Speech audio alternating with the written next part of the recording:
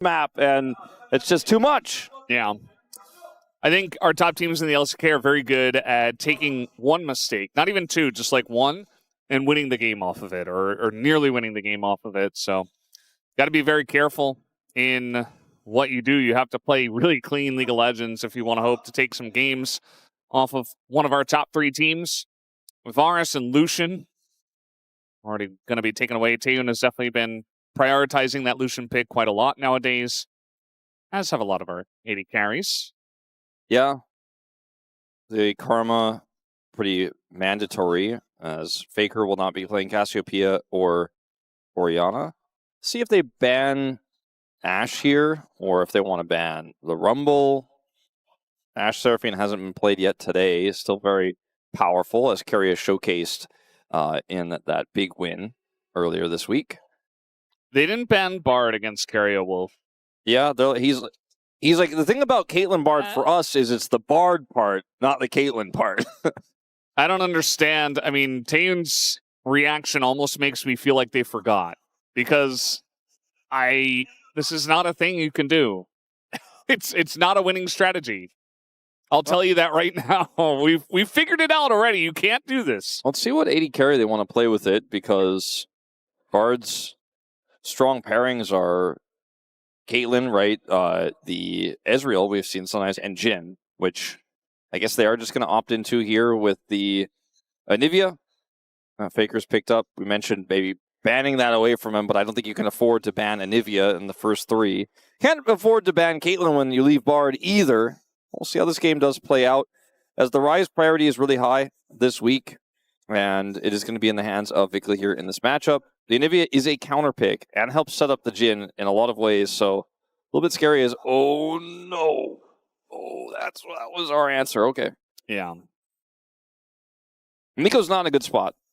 Ezreal Neeko really struggled for a while, got like one win and then disappeared, and now it's back, unfortunately.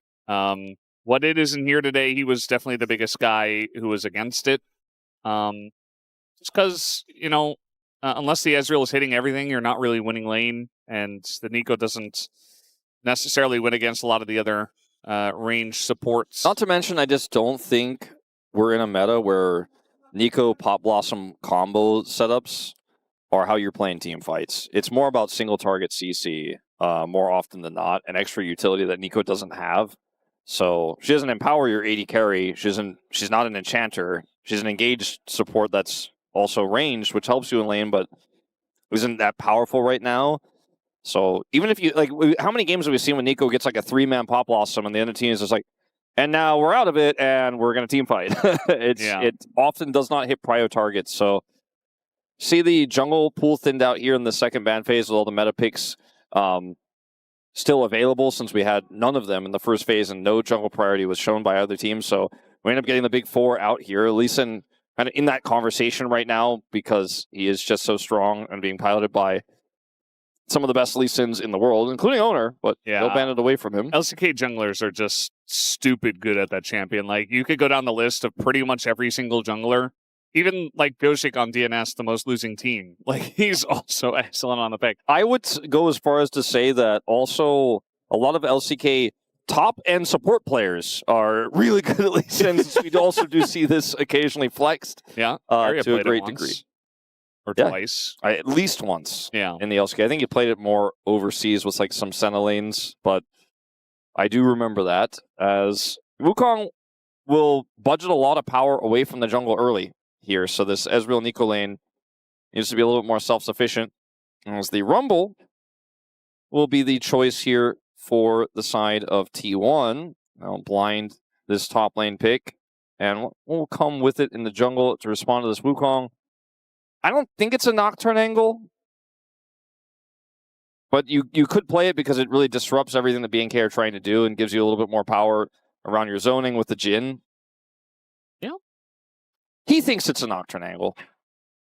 He likes his Nocturne. I don't actually know if Oner has played Nefiri. Doesn't feel like the greatest Nefiri angle, but if we were going by tier list, she was definitely up there. He's played one game to a win. This feels like a Cassante angle. Has been the main response to Rumble nowadays. Yeah. And it's clear. I don't know how I feel about how it works with this comp. Like, obviously, the Ryze does well with the front line. They have a really strong front line, Wukong, and the Cassante, it's very robust. The setup, but the Ezreal, I never really think of Ezreal as a hide-behind Cassante champion just because he does damage from so long away, and he does damage very slowly, but it eventually adds up. So I guess it can be fine. It can work really well. T1's front line is pretty weak. Like, they don't really have one, but they have a lot of setup, and the fact that Anivia can kind of be a pseudo front line and help find, identify, catch single targets. The Equalizer, when it gets dropped, one of the things that we don't talk about too often because this is such a weird pairing, we very rarely see Rumble and Anivia in the same game, but when you drop an Equalizer that's well placed, the enemy team's like, well, we'll just walk out of that. The Anivia has something to say about it. Putting the wall down can often just prevent people from getting out of the Equalizer and making it so they either have to walk towards your team and then get killed that way, or continue to be an Equalizer and eat all that damage and then also lose the fight. So very powerful combo that is very rarely seen, but I imagine that Faker and Doran can do some nasty stuff with it here in this first game. Yep, would not be surprised. They are known for doing exactly that. As pretty interesting comp here. We are going to see Ezreal Neeko. Curious to see how that's going to get through the Keria Bard lane with the Peyz Jhin. Both of those fantastic. As we are ready, let's hop into the rift for game number 1.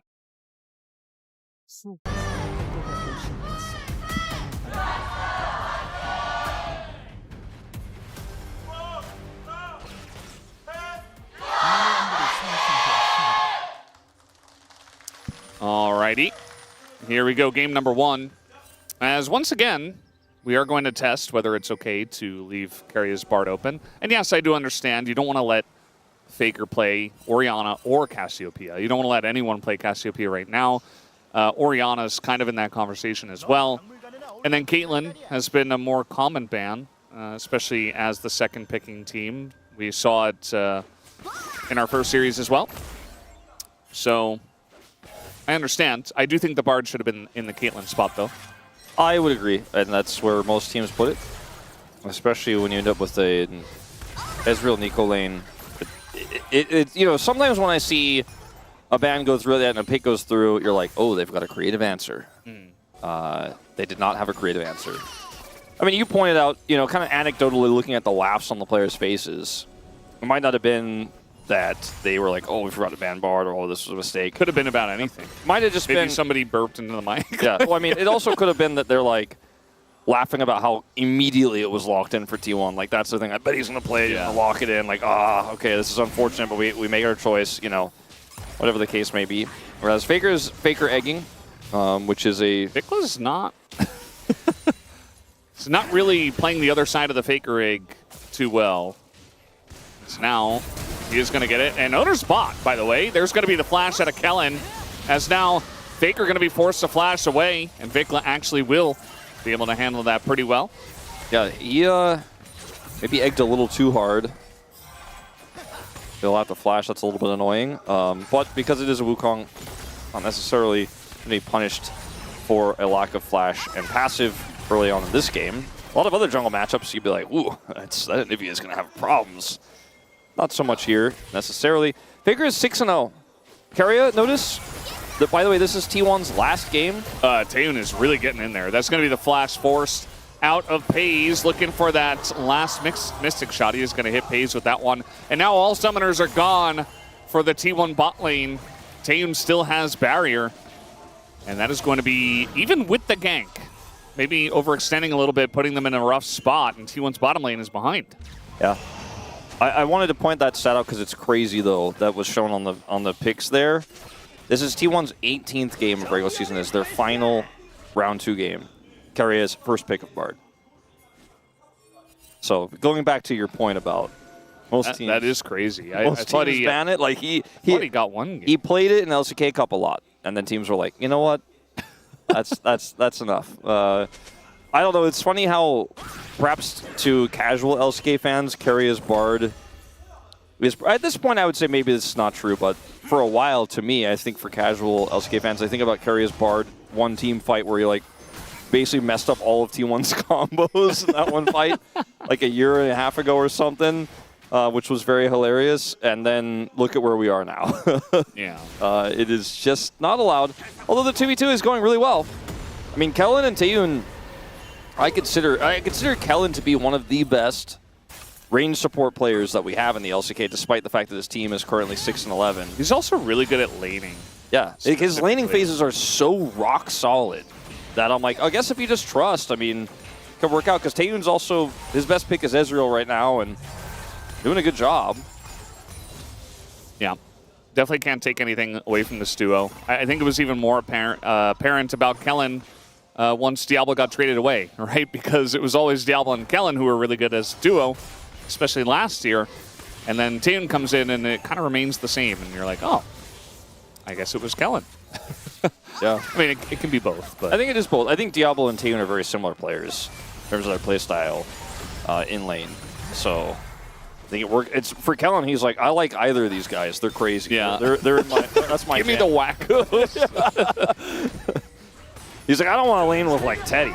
And by the way, like, you know who doesn't play like that is like Deft, for example. And Yeah. Kellin didn't have as much of a good time on that D plus Keria roster. Raptor's going to get feared up here. He does get over the wall. And it looks like he will be okay, but not the best position. Keria's like, no, I kill him, actually. I'm not quite going to do so, as Raptor gets away without having to use Flash. His heal, Keria's heal was coming back up in just a few seconds. I was like, is there an angle for him to chase further, but don't commit any deeper there. As, yeah, this lane is just not going well for Peyz. He's not having a good time. Like, look at the CS difference. Obviously, there's a huge wave that will be picked up here, but he's got so much control right now.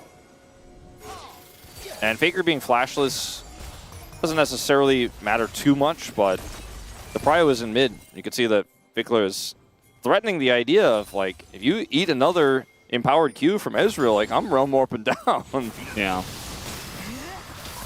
This is where Ryze can struggle into Anivia, where it's like, yeah, I can do some nice burst damage into you, especially if you know, there aren't too many minions in the way before I have my my stuff stacked on them. Yeah, it's, you know, it's a cool matchup for Anivia because she can match your wave clear, but also she does the burst that you struggle with. So feels really good for Anivia, especially early, but not in this game so far. Not been able to generate those types of advantages. Faker had the awkward refillable potion back after the flash, and VicLa has just more stats in this one. Has some extra mana. That crystal. Looks like Doran's doing just fine in top. He was able to get a plate. Oner trying to get level 6 on the wave, and now maybe looking for this. Doran trying to bait it. He like stuck his pinky out of the bush and he's like, I'm level 6 now. His one long claw is just like over the over the giant mountain. Yeah, no Q3, but I don't think you can dive Exante under turret with ult. He has flash as well. I mean, this feels very forced. And now, I mean, the Ryze is going to have first move, so yeah, Raptor also going to be able to hit that. Fun thing about the Fear, it goes through the clone as Raptor is going to dodge that stun as well. As in goes Doran looking for the kill, sets it up for Oner. There's the alley-oop, because maybe Raptor thought he was out and so did VicLa, but he dies. I mean, I think this is the kind of shot calling and decisive moment I was talking about for T1 is Doran, see what happens here. I think he's probably just dead. Yeah, he's taking a decent amount of damage as eventually he will go down. VicLa struggling with just the Swifty boots and a tier. Well, when you see the beginning of that play, you know, especially with how Oner was hovering around there, I think a lot of people's initial thoughts are probably like, I don't think T1 can make this happen. Like, I don't think this is actually a fightable situation. And then they just send it so hard. Like, Doran's like, I'm dropping my equalizer. We're actually going to kill him. And there's no hesitation whatsoever. I think BNK are just kind of caught off guard by the Doran flash there, as Oner will have to use his smite to get the first of these. And they're considering a contest with the prio that Faker has right now, but I think they should probably just give these up. They got the root there on a Taeyun. He nearly takes Peyz's head off.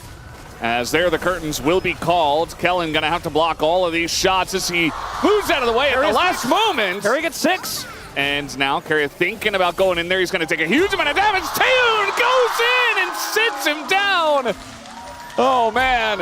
As even the barrier going to be used just in case. My God, that was some razor-thin margins both sides were playing by on that one. That was some good League of Legends right there. I was watching Keria's XP bar because I was like, he's going to hit 6. There's actually definitely an angle, but they had to ult with Peyz first to find that angle, so he didn't have the follow-up if he dropped Tempered Fate immediately. And I think he was just relying on his damage there and did not expect them to turn around, as he did not also have enough damage himself. So we're not going to watch the cool Doran flash play. We're going to skip to this one here, as Taehoon eats a ton of damage, and Peyz almost dies right to the burst of Kellin and the ult. But then he's like, all right, well, actually, this is our win now. Kellin eats all of these shots.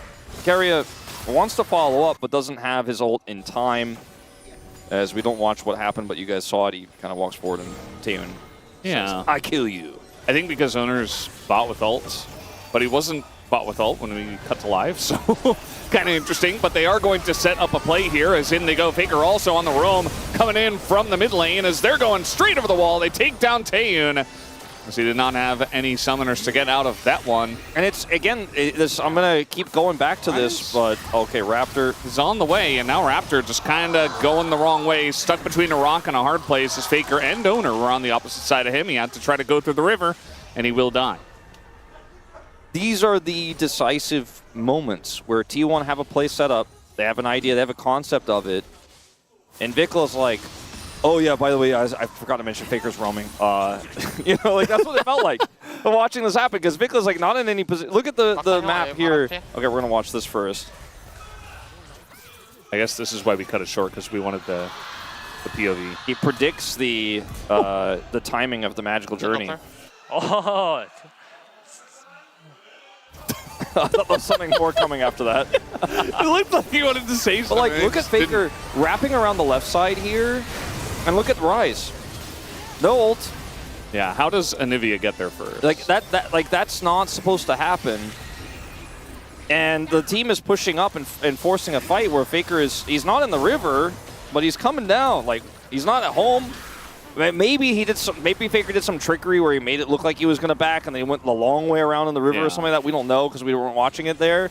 But like, you got to be ready for that. Two junglers coming in here. Keria also making his way up. And I think after the beginning of this trade doesn't really go the way of BNK FEARX, meaning Oner shows his face. They're like, actually, never mind. We don't have any control. I mean, look at the bottom river. Yeah. Not really a lot of vision. There's the one ward over the wall, and that's it. I think the dragon. Kellin's going to need like 6 charges of sweeper to get that river cleaned up, as this dragon is going to go over here and put us at 1-1. We got Mountain and Ocean, so Hextech a third in a row? Surely not. I'm kind of getting bored of Hextech. I think it's Chemtech. No. Oh, come on! Like, I never thought I could be bored of Chemtech or Hextech, but I think I might be as Doran. I think he gets, nope. The flash comes in, and he is very dead. Nearly trades it onto Raptor, but they do go for a nice little dive there. This does mean that Oner on the bottom side of the map is threatening. Doesn't really have the angle just yet, but certainly trying to find it. It's the situation a little bit scary here for Taehoon and Kellin with the play made on the other side of the map. It looks like they are going to be able to fight their way out of this one, push the Nocturne away, and there won't be a paranoia dive here, so good job from the really important lead here, right, is Taehoon on this roster here for BNK FEARX. And so they are going to be able to turn that into a positive as they get this play here on the top side and deny the cross map.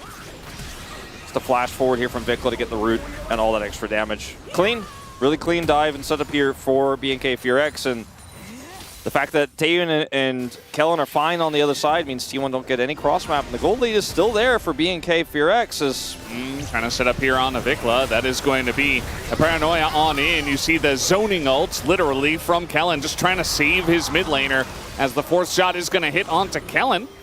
And they've got him kind of up against the ropes here. He doesn't have his flash. That is very unfortunate for him. He was just trying to save his mid laner.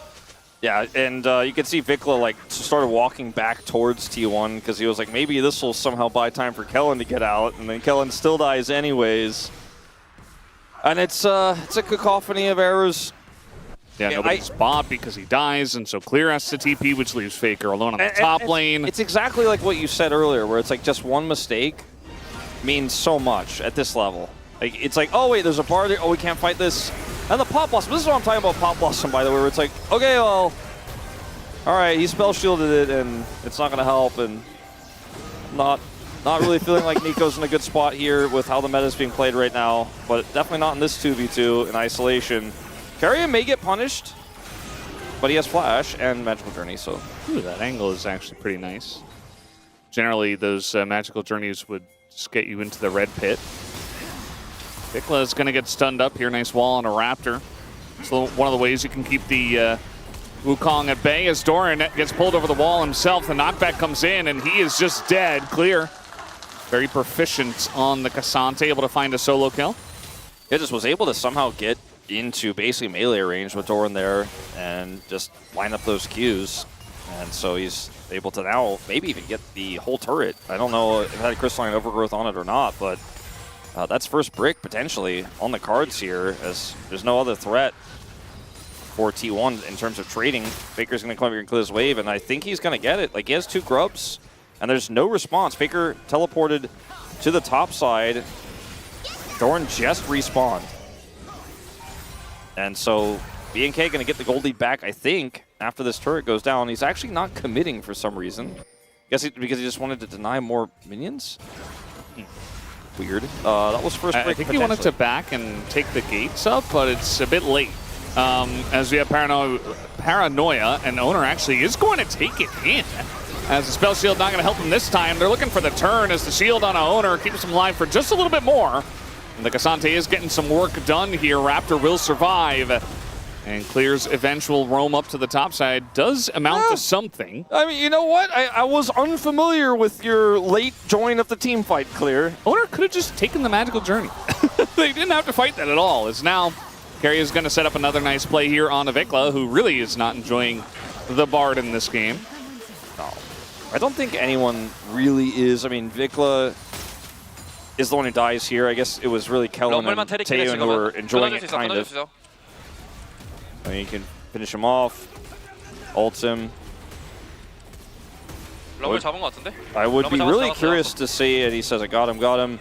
I'd be really curious to see what he says about his call to join the fight, but we won't get that one because nobody dies. As, yeah, Oner, he really did send it. I mean, he had a lot of resources, including that shield coming through, so I guess T1 just really thought they had enough, but once he dies, Doran is also kind of priced in. As, yeah, it's Bard. Keria, he's good at it. He's going to hit you. You're going to die. Yeah. No. No. They did, in fact, we didn't show it, get the bottom turret, and so got first brick. Yeah. It's a pretty close game, all things considered. Yeah, I mean, a couple of dragons haven't taken one apiece. And now the Hextech Dragon going to be started up here by T1. The Raptor is in position to potentially go for this, as is Fake Raptor, a.k.a. Kellin. As that's the wall on the real Raptor. And Raptor does get zoned away. And it's just a free Hextech over to T1. You do see the TP coming in, and it's just a little bit too late. Boring dragon. Hextech, boring. That's my LCK. No fight on the dragon, boring. Clear's like, well, I gotta get something out of this TP that I used. So walk let's away. Get a plate. Boring. Doran says, I'll take the turret. Yeah, this didn't really work out for BNK. They really wanted to force something, but the timing is just... It's these small things, right, that can cost you big. Because now there's a Cassante without teleport. I mean, he did his job bottom side, right, got the kill. The gold situation is so lopsided as Doran... Yeah, he's in a rough spot. He is going to elect a flash, but that just means he trades with Raptor, and now Oner flashes to the journey, makes it over the wall. I am starting to wonder. I mean, this game is so weird because I was going to say it before Doran died, but he's continuing to be part of the problem. He's 1-5 in this game, so like this Cassante's lead is what nullifies Oner's lead, right, in terms of the money, and then you've got like Faker and Taeyun balancing each other out, which is why the gold lead has just been like so dead even. And so the question becomes like, who do you favor, who has the gold in this game? The Rumble being behind definitely doesn't feel great, but he still will be able to, from far away, drop equalizers and help his team out. The Cassante being very far ahead means that, especially with this itemization, that he can just keep bullying the Rumble, but I don't necessarily know what else it means for this comp unless Diablo can pop, or sorry, Taeyun, wow. That's a throwback. Fast. Unless Henna can pop off. Unless Envy's got like... Oh, no. But yeah, no. I wonder if they can get it done in team fights, because like, every map movement, every proper fight, with the exception of Oner going in a bit too deep there earlier on, has been T1s, but the random overextension kills have been BNKs, right? So, you know, we've been talking about T1's confidence and the ability to make decisions quickly. Some of those decisions have backfired in this game, and so suddenly feels like it could be a winnable game. You talked about our disclaimer in our first series. I feel like there's definitely a shorter one for BNK having leads, and it's not a huge lead either, but feels like there is hope here as Clear. Yeah, they're going to find Clear. He is very tanky, especially against magic damage, but he is so alone that it just doesn't matter. Doran is going to TP into literally everyone, but maybe it was a bait. I don't know. It's going to work like a bait, as now we do not have the binding actually hit. Keria goes over the wall, and they're going to get this root down onto Taeyun. Maybe a bit of damage does come through, but the Arcane Shift is there to get him to safety, as the Rift Herald just hanging out the whole time. Yeah, Peyz is going to help take out this turret. Here goes Keria. He's trying to zone away Raptor from smiting it. Oh, it's going to stop some backs too. Peyz does have his ultimate, right?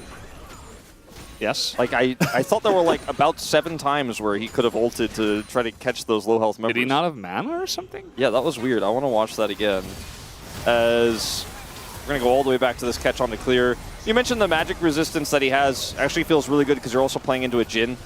So there just isn't that many ways to kill you. But when you're 1v4, it's a little bit different. As Doran, we'll just ignore that part. It was a bait. Zoning TP. Kind of works, right? The Herald dropped in the river, so it takes a really long time. With Barrier here, Taeyun is able to survive, and I just thought like Peyz should be ulting there. You know what I mean? Like I felt like there was a pretty strong angle to get a serious amount of damage done, but he decided that he didn't agree. Maybe it was like very close to being off cooldown, and then okay, so apparently Jhin didn't have mana after the Q into the minions, but he could have used it before the Q into the minions. Okay. As maybe he thought he had enough mana, so he dropped the Q kind of instinctually, and then it was like, oh. I think that's exactly what happened. I can't ult. It looked like he had enough to me, like just from looking at the tiny bar, but I guess he didn't. So that's good to know. Good update from whoever gave that update. Thank you. Thank you, production. Looks like Yundo. Yundo's on point today. He's always on point, but like specifically is he online right now, though? No. Oh. He's not from the northeast of America then. I mean, I guess he is online. Like, he just gave us the update through the internet. True. Not on LAN. He lived in North Carolina. He wanted us to know. That's why he's not. Does that count as the Northeast? No. No. That's Southeast. Southeast! Come on, Valdes! That's what happens when my point stands. We have 2 Americans on the cast who don't know directions. I only know Baron direction and Dragon direction. That's all I know. That's all my brain has been filled with for the last 15 years. Is the Dragon Pit in the Northeast? That's a good question. Is it in the East or is it the Southeast? It's another. It's much closer to North Carolina about it. All right, well, we got Clear tanking up in the front line, actually, this time doing a good job, as when he's got some backup, he will be okay. They're trying to go in onto VicLa. And honestly, I think even with that shield, they might have the damage. VicLa trying to turn in an equalizer just for good measure. Taeyun trying to peel for his Ryze, but VicLa has just been taking a beating in this one. This time, Peyz has mana, as the Bard ult's going to be dodged by everybody, and BNK FEARX do get away, but they got the Dragon. I think Clear actually got his Unstoppable to push him through that, which was pretty cool to see. Only the Ryze dies, so BNK are in a position here where they have, it looks like they have firm control over the Dragon with this Cassante. the wall doesn't really help out T1, but then they decide, okay, well, we're killing VicLa. And VicLa almost gets away, but this equalizer placement is so good here for Doran. He doesn't need to look for a big wombo equalizer where it's like, I'm hitting everybody, the wall is good, I got a 4-man. He's like, no, I'm just going to kill one. This time Peyz has enough mana to ult, but just does not have the ability to hit those prior targets. If that Bard ultimate was a little bit better placed or was able to hit some of those targets there, maybe T1 could have actually looked for a longer fight follow-up there, but everybody gets out. T1 with a 1,300 gold lead, which feels like it's fake low because the K'Sante is 1.2 ahead. Like, I think T1 are in a much better position that gold shows because this Anivia is such a huge threat. And as we saw from Doran in that last fight, being 1.2k behind doesn't necessarily hurt his chances of making a big impact in this game. Yeah, Rumble just going to do Rumble things. He's got his Bloodletter's cursed. He's just going to be sitting back, throwing some equalizer. And he's not taking over the game, but still does damage. I think in this game state, I don't think that the K'Sante does K'Sante things necessarily for the Ryze that's behind. You know, if the Ryze was ahead also, I'd be like, yeah, I mean, this is going to be huge that Cleared's this massive, because he could just stand near VicLa, and VicLa could do tons of damage, but it's not really quite there yet. It will eventually be, though, and if the K'Sante continues to be ahead, and maybe we get to, like, the Soul fight, that could be massive, as we're looking for Soul Point in 3 minutes' time. I think this game is more playable for BNK than I had the expectation myself personally that we'd have in any of these games today. And, like, that's refreshing. It's looking good. Yeah, there's been a couple of times where they made some mistakes, and we were saying, oh, this is the moment where, you know, one of our top teams in T1 is just going to run away with the game, and they got some nice little advantages, but I feel like BNK FEARX specifically did a good job of stemming the bleeding very early on before it got too out of hands. Speaking of which, Doran kind of in a rough spot here. Clear's not going to go all in on that, or all out in this case. Or online. He's literally online right now, Wolf. They're playing League of Legends. Well, I mean, I think we're on a LAN setup here, though. Yeah, well, true. They're going in on a Tay, and there's the flash, but he doesn't have Arcane Shift anymore. He's going to get it back, but now he's going to go golden thanks to Keria as the stun and the damage is there. The last shot comes in from Peyz, and with Taeyun out, they just don't have any damage. I mean, Clear can be as tanky as he wants, but they're all just caught in their own jungle. And you can see Raptor and Clear are just running away, and Faker's just pushing mid. Yeah, Faker's like, this is all we can get. I'm just going to push. I don't think they should push any more than this, because it's just diminishing returns and kind of a waste of time. Getting the jungle, though, and getting vision set there like they were doing instead is better. Peyz is like, forget your diminishing returns. I'm going to hit that plate. And then he went up and hit that plate, actually, and got money. So he's like, listen, Wolf, there's some more money to be had. This situation was a little bit weird, right? Like, I thought initially they're kind of reaching here, because it's Ezreal who has flash, so he can get over the wall. He gets away, technically, right? But boom, eventually the timing is good here for Peyz. And T1 just unrelenting. Like, they just keep pushing in. Like, well, you guys might escape, but I'm probably going to take a few of you down with on the way. And so, I mean, I guess Faker, he's like so 5D chess that he's like, I'm going to put this Anivia wall on an Ezreal with flash, and we're going to actually get sick value in this long fight, because we have a Nocturne and a Rumble, and like, I think Taeyun was in the right to think he was pretty safe there, but I guess not. Yeah, they're going in onto the Neeko. Actually, his owner maybe not expecting that. He is immediately going to go down, and now Doran looks to follow up in going down. He is going to flash away, though. Does survive for now. Big stun on a 2 here from Faker, who's really just trying to control the whole pace of this game. As a couple of clones come through with the Neeko and the Wukong, Keria decides, I'm going to try to make a super play, and just goes in and dies. As now VicLa's got the angle here on a Peyz, as he should fall. And Faker very much left by his lonesome. Might be able to take out VicLa, though, as there he does. Taeyun goes in. Still a shield available for Faker. Lands another stun as the Q misses. And eventually, Kellin has to finish off the job, make it go into the egg, and now they will take down Faker. Yeah. Let's see the beginning of this one, because did not look very solid on either side at the beginning of this fight, right? As Oner goes in without much follow-up. The equalizer is used super early. It hits that MR Cassante, right, that we've been talking about. Clears able to get away. The Faker's like, don't stand on my top laner, and he puts the kind of zoning ult there. Then he puts a second one up here. They all kind of get away. And now it's like, for Peyz, there's a lot of low-health members here, but Clear, for example, is still pretty tanky. And Keria's attempt here, I think, doesn't really make sense. If he just kind of helps peel and back off the rest of his team, I think this could have gone way better for T1. Instead, Faker's only able to get VicLa. But a bit of a disjointed engage, I would say, is really the main problem here for T1. Yeah. Eventually he goes down. Doran pushed the mid wave. The team fight is over! Yeah. Maybe a little bit too much TikTok highlight farming from Keria. It's like, we know you're really good. You don't have to do that. We've seen other highlights just naturally come up, you know? I think there's like a lot of ways to look at how Keria has carried himself, like in some of these moments, right? Like his being really upset about the assist moment was quite funny. And I think in some ways, like especially when you look at like how he played that Seraphine ult and how he tried to play here, you might be like, well, I think he's just trying to get clips. I think he's just trying to aura farm. I don't think he should be playing like that. I think when you've been the best support player in the LCK, and by most people's assumptions, like the best support player in the world, and have been even in conversation with greatest support of all time with former T1 SK Telecom Wolf, like you kind of like gotta keep pushing your limits, right? Like at some point you have to be like, I'm gonna try this crazy thing every time, because like, where is the ceiling? I respect it. Well, if you keep trying it, maybe you get more consistent at it. The definition of limit testing, I guess, is T1 are trying to get in here, but Clear is going to have another thought about that. He's going to catch Faker immediately, pulls him very deep into the jungle, and immediately takes him out. And as we talked about, Faker's the main carry of T1 right now, and Clear says, I am the carry of this game.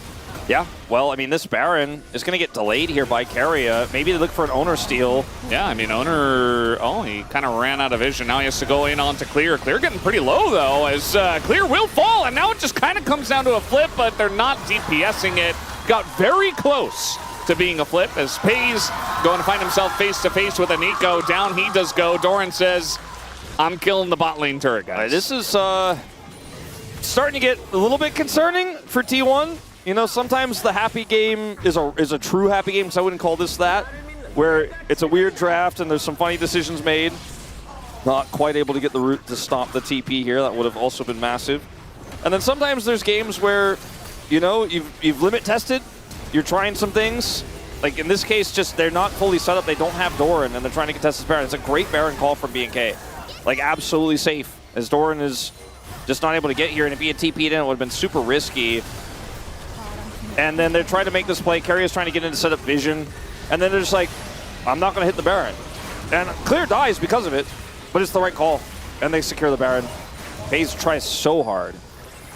And it's like, you know, we've seen so many Gumayushi steals on Barons across his time on T1. You see Peyz is like on the edge of maybe getting one there. It's just because this is how T1 play. They play on the edge. That's why the Circus moniker continues to follow them. But right now, BNK have a lead. In this game, the Ryze doesn't have Actualizer because he itemized more defensively here against the low damage, which I actually kind of like. It really is, in a niche situation, very strong in this game in particular because Doran's so far behind. And also, he kept dying, so... yeah, well, that's also... That's like he's evolving, right? He's like, I don't want to die now anymore. I'm evolving to not die further. I must extend the species of Ryze in this specific game. Need more bald blue men in the future of League of Legends. And, you know, he will be able to get away a little bit more with a belt and with an arm guard. And with other assorted clothing. I kind of feel like with how T1's comp plays, like, now your two carries you're trying to dive have a Zhonya's or an arm guard, and also it's Ezreal, who has Flash and Arcane Shift, so it's really difficult to play out for T1 now because your primary targets are so difficult to kill, and then the rest of the targets are a Wukong, who has Cyclone, and a Cassante that itemized correctly and has Jackstraws now, and it's very difficult to kill. So, like, it's hard to make the right move. They're going to try here, though. Paranoia. I mean, Faker's very behind enemy lines, but they know where they're going, and they find Taeyun just somehow bending the rules to get the Ezreal. Although we'll see how this fight is going to go as it's very broken up. Kellin's getting low, but Raptor is able to get that kill onto the Jhin. As now Doran all by himself, essentially, trying to burn down Raptor over the wall. But Keria, this time, he will try to peel for the team. And with Faker alive and the walls available, Clear, though, able to dodge over that one, as this time T1 will win the fight. It's a 7 elemental Drake game. It looks like here as T1 will get the 6th. The Sextech Soul is so valuable. This is one of those calls where it feels like Faker is like, don't press Paranoia till I'm in the air. You know what I mean? Like he's like when I'm halfway there, I need you to ult, and then it's gonna line up with when I show up here, drop the equalizer. It's these moments, man, with this team where you're like, okay, this is insane. Like they're actually gonna Anivia flank, and it's gonna look good. As you know, obviously the fight gets a little bit broken up. Peyz is a little bit too deep here. Good punish from BNK in this incredibly close game, but then the Ryze is just isolated on the backside of the fight because the fight got so split up. BNK trying to run back towards their base. Somebody's going to get left behind. Clear is able to use the dash here to Kellin to get away. This could have been worse. But T1 get a win, get the dragon. And this game is as close as it gets, really, at this point. It's pretty insane. Not sure about this one, Raptor. Just trying to get in onto that rotund hitbox, and he will find out that it is not working as well for him as it does for Nautilus. As now, Keria trying to get in there with the flash, going to get the slow at least, and now Taeyun gets locked up. And that might be the end of this one. T1, once again, just kind of bend the rules and mind control Raptor into going in onto Keria. Guess we're not going to have that 7th elemental Drake, Valdes. This is going to be a dead Wukong and a dead BNK FEARX as a TP. But the miraculous defense attempt, they got Ryze wave. Let's see how good it is. There's no Baron here, so maybe. Clear is very tanky. I mean, he's sitting in the Anivia. Actually, ult. with the Ryze wave clear, I guess they defend for another wave. And that means Taeyun's up in 20. He's got True Shot. I think T1, it's now or never. If they're going to stay, they're staying. Clear trying to get in there, trying to peel, but they just go immediately onto VicLa as the timing on the stun not there. But Clear, literally 1v5, trying to make it happen. Is not quite able to. Kellin comes up. Raptor does come up as well. And, I mean, they're still sticking around. Raptor immediately goes in, just gets feared as he's trying to Cyclone, trying to clear the wave. Kellin with the follow-up gets the root on the Peyz. They're trying to focus the Nexus with Oner. It's not going to happen. I don't think it's going to happen this time around. T1, they stick around for too long. Okay, circus time again here for T1. As I think that there were just there were too many reasons why ending was not likely there, as we're going to go all the way back to why they were able to potentially do it in the first place, as T1 are grouped around this Baron pit. Raptor's trying to clear vision, get some information. There dies. Equalizer slows, and then Taeyun is dead. And they're like, okay, that's it. That's the game. And I thought so, too. I thought, okay, well, I mean, with these members dead, it's not possible. But Clear is so huge as Jack shows is running. It's so difficult to kill him. And VicLa also is Ryze. So they're like, wait for the wave. If we clear this, then we can actually potentially defend. They go in. Faker has his passive. So he's like, I think we win this no matter what. We just got to focus them down. And then the respawn. BNK FEARX are pushing the mid lane right now. Yeah. And 7 seconds on the death timers. They might just have enough time. Keria trying to clear the wave, but the turrets are already down. Paranoia used, and they will clear them off of the Nexus easily. Not even close for BNK FEARX as one throw into another. But T1, I think, will get the last laugh. This is too much, Valdes. There he goes. Faker POM. Oh, well, Clear's, yeah, he's dead. And Faker says, we like to make things interesting for our fans, and the fans are loving it. I don't know what to say, but this game was on a knife's edge for a lot of it, and it ends like this. All right, a bird hits the Nexus, and a man drinks his coffee. I think that the call to end from T1 was based around the fact that Faker had his passive, as we were going to get into, but we had to go into live where the game was ending.